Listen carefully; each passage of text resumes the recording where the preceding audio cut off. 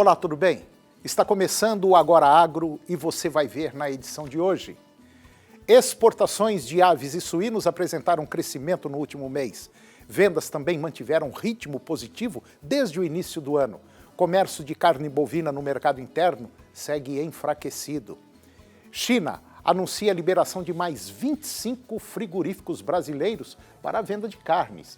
A FAO divulgou um novo resumo de oferta e demanda de cereais. E o mercado do boi gordo segue procurado ao longo da última semana. O Agora Agro já está no ar.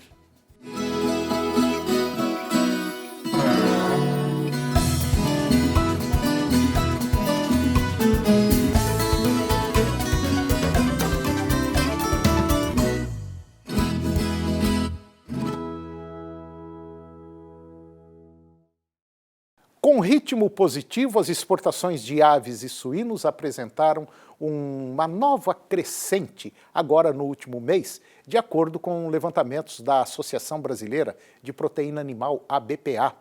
Considerando apenas o mês de agosto, houve uma retração de quase 18% nas vendas, com 325 mil toneladas embarcadas no mês de agosto deste ano, contra 396 mil toneladas registradas no oitavo mês do ano passado.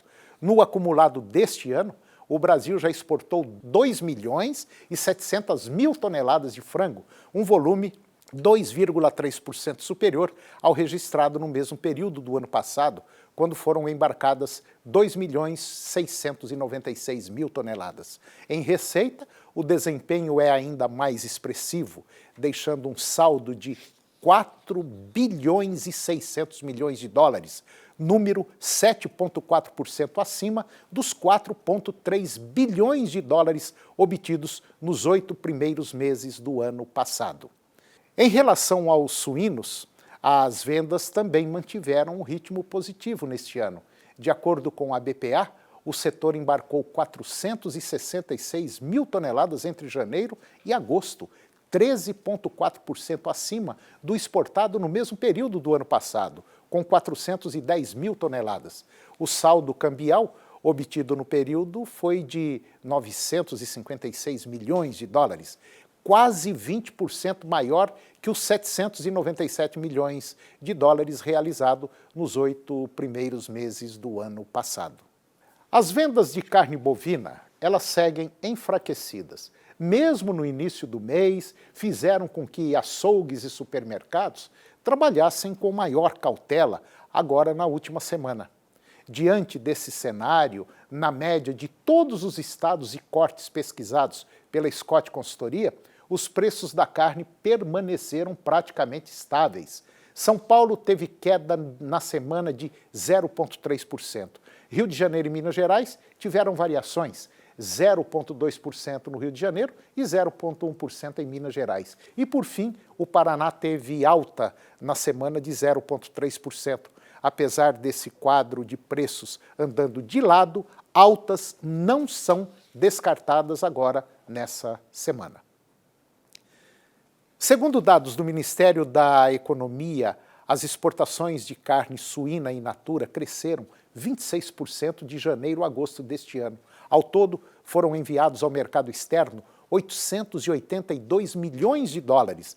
E, em volume, isso representa 407 mil toneladas, o que supera em 16,5% o acumulado no mesmo período de 2018. Apesar de as exportações estarem concentradas mais na China, outros países surgem no radar e estão comprando mais a proteína brasileira. A China tem sido o principal destino da carne suína brasileira desde o início do ano. Até o momento, o gigante asiático importou 34% de toda essa proteína animal produzida no Brasil, e um avanço de 48% sobre igual período do ano passado. Já Hong Kong é o segundo principal destino, representando 15% do total, mas com queda de 12% em relação ao acumulado de janeiro a agosto do ano passado. Juntos, portanto, importaram quase 50% da carne suína brasileira. A soma é de 438 milhões de dólares. E depois do intervalo, você vai ver que a China anuncia a liberação de mais 25 frigoríficos brasileiros para a venda de carnes. E a FAO divulgou um novo resumo da oferta de demanda de cereais. E o mercado do boi gordo segue procurado ao longo da última semana. É um minutinho só, nós voltamos já.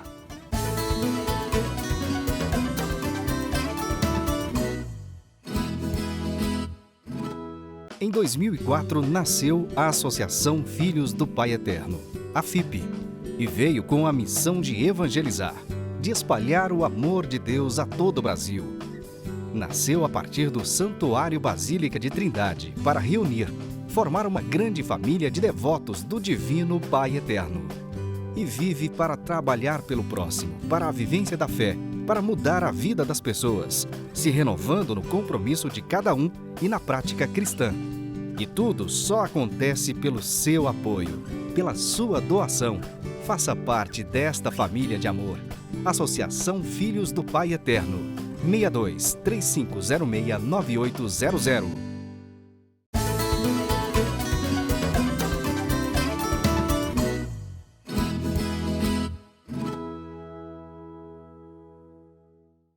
Em maio, a ministra Tereza Cristina e comitiva viajaram para a China e outros países asiáticos com o objetivo de ampliarem a venda dos produtos agropecuários brasileiros. Na semana passada, chegou o comunicado oficial enviado pelo órgão de sanidade chinesa, o GACC, que foi enviado agora ao Ministério da Agricultura, Pecuária e Abastecimento aqui do Brasil, apontando que as negociações conduzidas pelo Ministério da Agricultura brasileiro e pelo Ministério das Relações Exteriores e pela Embaixada do Brasil lá na China resultaram em habilitações de novas plantas frigoríficas, saltando de 64 para 89 plantas habilitadas. A China anuncia a liberação de mais 25 frigoríficos brasileiros para a venda de carnes. A Organização das Nações Unidas para a Agricultura e Alimentação, a FAO, ela divulgou agora um novo resumo de oferta e demanda de cereais, elevando a sua previsão para julho, para a produção global de cereais em 22 milhões de toneladas, ou seja, para 2,7 bilhões de toneladas, 2% acima do ano passado. As revisões refletem principalmente expectativas aprimoradas para a produção de milho dos Estados Unidos.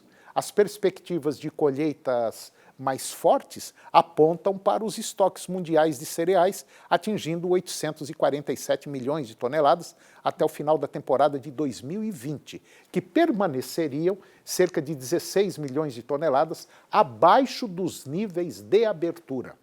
Espera-se que os estoques de milho se acumulem acentuadamente nos Estados Unidos, enquanto os estoques de trigo da China devem crescer quase 8% e atingir o nível mais alto de todos os tempos. A redução da oferta de boiadas associadas à maior disposição dos compradores deixou o mercado procurado ao longo da última semana.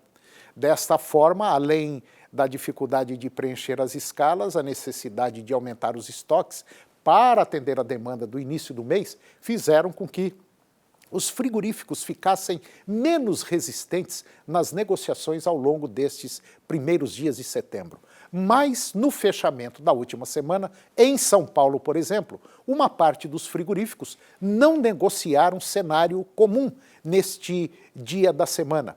Lá em São Paulo, as escalas de abate atendem em média 5 dias e a referência do boi gordo não sofreu alteração e permaneceu cotada em média R$ 156 à vista, livre de fundo rural. Para esta semana, a demanda firme no mercado interno e no mercado externo devem manter a sustentação no mercado do boi gordo e da carne bovina, destacando que em agosto o Brasil exportou 126 mil toneladas de carne bovina in natura. É o terceiro melhor resultado para o mês de toda a série histórica.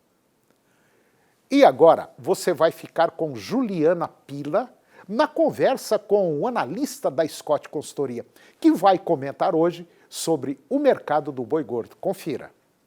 Olá a todos, eu sou Juliana Pila, sou zootecnista e analista de mercado da Scott Consultoria e hoje trago informações sobre o mercado do boi gordo.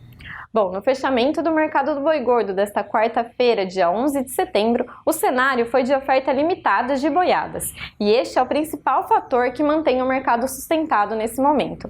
A disponibilidade de animais terminados em pasto está baixa, e a oferta de gado confinado, por enquanto, não vem sendo capaz de cobrir essa lacuna. Em São Paulo, por exemplo, há indústrias com escala em torno de 3 dias, o que faz com que essas empresas sigam ofertando preços firmes pela arroba do boi gordo a fim de compor as programações de abate. Em Mato Grosso, onde o cenário de oferta restrita está mais evidente, o preço do boi gordo subiu 1,8% desde o início do mês, na média de todas as plantas pesquisadas no estado. Destacamos que 6 plantas mato-grossenses foram habilitadas para exportar carne bovina para a China nesta semana, fator que pode fazer com que o mercado ganhe ainda mais força nos próximos dias. Já no mercado atacadista de carne bovina com osso, os preços ficaram estáveis. O boi casado de animais castrados segue cotado em R$ 10,41 por quilo. Bom, por hoje é isso. Muito obrigada pela atenção e até a próxima. E depois do intervalo, nós vamos falar sobre o Fórum Econômico Mundial. É um minutinho só, nós voltamos já.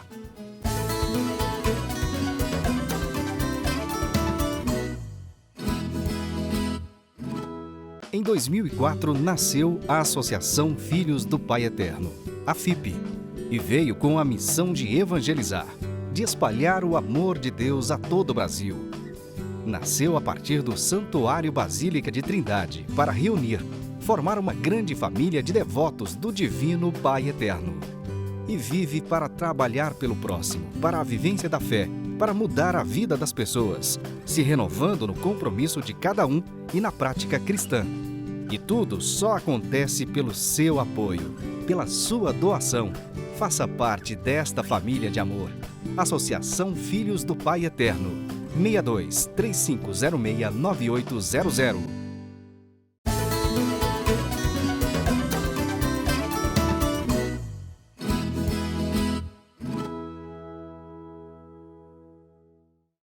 Eu vou conversar agora com Adriana Ferreira. Adriana, ela é mestra em liderança e coach e doutoranda em desenvolvimento humano. E nós vamos falar de um tema muito interessante. Nós vamos falar sobre empatia corporativa. Doutora Adriana, muito obrigado mais uma vez pela participação sua aqui no nosso programa. Eu tenho certeza que esse tema vai ser altamente importante. Antônio, obrigada. Para mim é um prazer. Ótimo. Estar aqui. Bom, empatia corporativa. O que é empatia corporativa? Por acaso, você que está nos assistindo agora, você já se colocou no lugar do outro? Porque é muito simples eu chegar e criticar você, ou você me criticar. A gente não sabe o que está acontecendo do lado de lá. Então, a crítica, ela faz parte do ser humano. Só que essa crítica, ela às vezes prejudica muito, prejudica demais. E ela prejudica tanto no pessoal, quanto no corporativo, quanto na sua empresa. E essa empatia corporativa, ela é muito importante. Primeiro, nós temos que conhecer o lado de lá. Nós temos que passar para o lado de lá, para depois nós tirarmos as conclusões e começarmos a fazer a crítica construtiva ou destrutiva. É mais ou menos isso? É sim, Antônio. E isso que você falou da importância é muito interessante porque isso foi abordado no Fórum Econômico, né, de Davos. E o que está acontecendo? As pessoas, as organizações estão percebendo a importância de você desenvolver as pessoas. Então não basta você ter habilidades técnicas. Se você não tiver um desenvolvimento humano profundo, as empresas estão começando a perder. E isso é interessante quando a gente olha para alguns números. Por exemplo, tem uma pesquisa, e pesquisa séria, do Fórum Econômico, que eles comprovaram que as empresas que têm empatia corporativa, elas têm 50% a mais de produtividade por funcionário. Isso é muito. 50% a mais de produtividade, imagina a rentabilidade dessa produtividade, o lucro da empresa, quando o funcionário aumenta a sua produtividade. Eles também observaram que existe um crescimento de 6% da receita. Isso é muito hoje, no mundo corporativo, no mundo dos negócios, um aumento de 6%, isso é considerável. Mas o que é essa empatia? A empatia é quando eu me coloco no lugar do outro? Sim. Mas antes, pegando o gancho com o que você falou, Antônio, a empatia é quando eu deixo de julgar. Quando eu deixo de julgar as pessoas, ou seja, eu tiro os meus sapatos para colocar o sapato do outro, para realmente sentir como o outro sente. E dentro das organizações isso é necessário. Eu vejo da seguinte maneira, hoje, de maneira geral, nós não estamos preparados, por exemplo, para receber uma série de críticas, principalmente nesse mundo atual onde a gente vive, onde as pessoas estão assim, basicamente com os nervos já bem fora do corpo, né? Bem à flor da pele, né? Então, são uma série de questões, são problemas particulares em casas, problemas íntimos, às vezes aqui dentro, porque todos nós temos aqueles monstrinhos dentro da nossa cabeça que a gente não fala para ninguém, mas eles ficam martelando dentro da nossa cabeça. E tudo isso faz com que a gente tenha, assim, às vezes, um comportamento que não é adequado a nós, mas por talvez uma falta de controle interno, a gente acaba, às vezes, explodindo, criticando, falando o que não deveria falar, e depois que a flecha sai do arco, já era. E, Antônio, isso é tão sério que você falou sobre a palavra, porque a gente está observando que um dos pontos essenciais dessas empresas que têm empatia corporativa, que praticam, elas criam rede de diálogo. Sim. Né? Então elas ampliam o seu diálogo e aí é treinar as pessoas. Qual o maior ponto de conflito das organizações? A comunicação. Entre a comunicação e a criação de uma rede de diálogo é preciso muito treinamento e não é só em empresa não, Antônio, é na família, é no dia a dia da família. Procure treinar, você que está ouvindo a gente, né? Procure treinar no dia a dia, como falar com o filho, como falar com o marido, como falar com a esposa, como falar com uma pessoa no trânsito. Hoje vindo para cá uma motoqueira me deu uma fechada e eu falei, poxa, dá aquela vontade, aquele ímpeto na hora, sem ser um raciocínio, dá vontade de você às vezes até dar uma cutucada com o carro, né, para dar um susto. Aí você fala, será que compensa? Vale a pena? Exato. O que vai acontecer se eu fizer isso? E, Antônio, e a outra? Não vai chegar nada. Mas e se ela parar ao lado do seu carro e falar, desculpa, é a necessidade. Ela quebra a gente. Ela quebra. Porque o que a gente precisa é ter uma necessidade nossa atendida. E geralmente essa necessidade é a atenção, é um pedido de desculpa de verdade, né? Uma desculpa de verdade. Então, nós precisamos, dentro da nossa casa, dentro das empresas, do mundo dos negócios, criar redes de diálogo e tornar as nossas empresas empáticas. E, a partir desse momento, perceber que existe uma produtividade maior, lucro maior, receita maior. Eu acho que todos nós, você que está aí do outro lado, eu que estou do lado de cá, a doutora Adriana e todo mundo que está aqui dentro do estúdio, todo mundo tem um objetivo na vida. Todos nós queremos melhorar, queremos ter viagens, queremos ter descanso, queremos viver bem na nossa casa, queremos viver em paz com a gente mesmo. Mas as coisas estão tão atribuladas que a gente às vezes não consegue isso aí. E hoje nós temos aí basicamente um contingente de pessoas, de mais de 14 milhões de pessoas desempregadas. Imagine a cabeça de um pai desempregado hoje. Sim. Até ele conseguir um emprego, até ele voltar à rotina normal dele, é 3, 4, 5, 6 meses. É verdade. Entendeu? Então, hoje nós temos que olhar, quando eu estou falando no termo pessoal, estou falando de gente. A doutora Adriana está falando em empresa, mas as empresas são feitas por gente.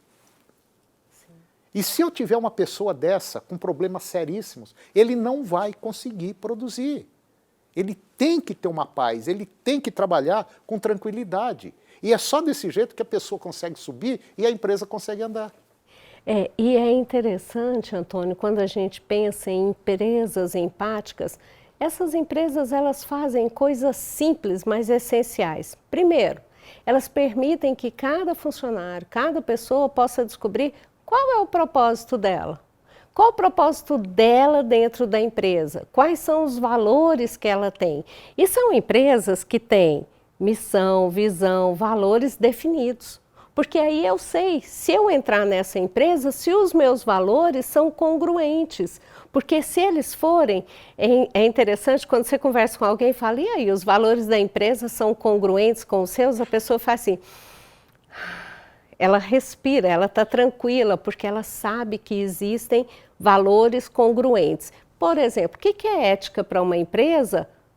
É honestidade para alguém. É ética para alguém. Então, se existe essa congruência, fica mais fácil.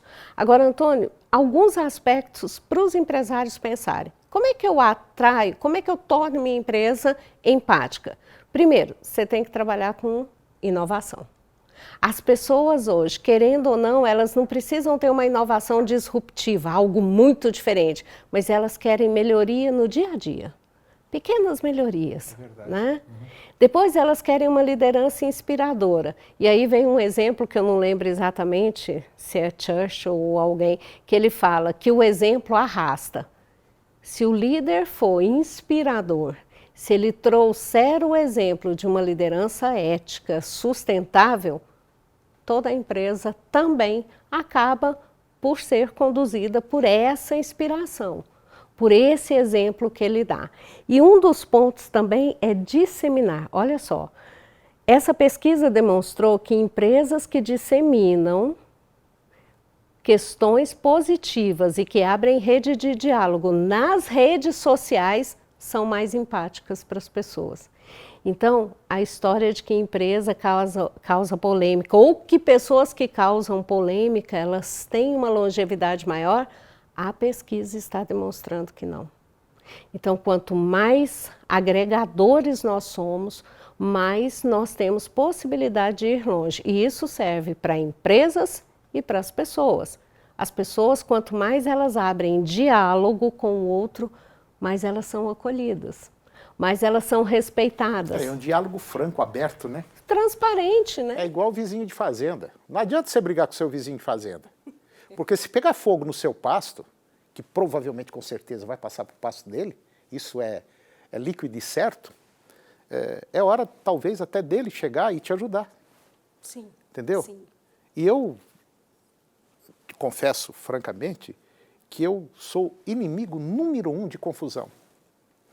Às vezes, a melhor atitude que você toma é baixar a cabeça e recuar. Não é erguer a cabeça e partir para cima, é abaixar a cabeça e recuar. Não é fraqueza isso chama-se inteligência. E muitas empresas atuam desse jeito. Deixa o concorrente fazer o que ele quiser. É uma questão só de tempo. Uma hora ele se perde. Sim, se as empresas, né, para ser longevas, para ter longevidade, elas têm que olhar para dentro delas, para os funcionários, para os colaboradores. E claro que ela olha para o concorrente, para o mercado, claro. Mas o olhar interno, ele é muito mais efetivo, você tem razão. E é bom a gente lembrar também que todos nós, eu, você, todo mundo que está aqui dentro, é uma empresa. É uma empresa que tem que progredir, tem que ganhar dinheiro, que faz dívida, tem que pagar, tem que viver. Então, nós somos uma empresa. Então, é muito bom a gente começar a se administrar. Primeiro, coloca Deus na frente e confiança em você e procura fazer tudo certinho, que as coisas dão certo. Às vezes demora, mas funciona. Certo? Certo. Doutora Adriana, mais uma vez, obrigado pela sua participação no nosso programa. E semana que vem nós estamos juntos de novo. Eu quem agradeço. Muito obrigada. Obrigado. E o programa de hoje chegou ao fim e eu termino com a seguinte frase. Uma pessoa com convicção equivale a 99 que tem apenas interesses. Um grande abraço, que Deus nos abençoe e até o próximo programa.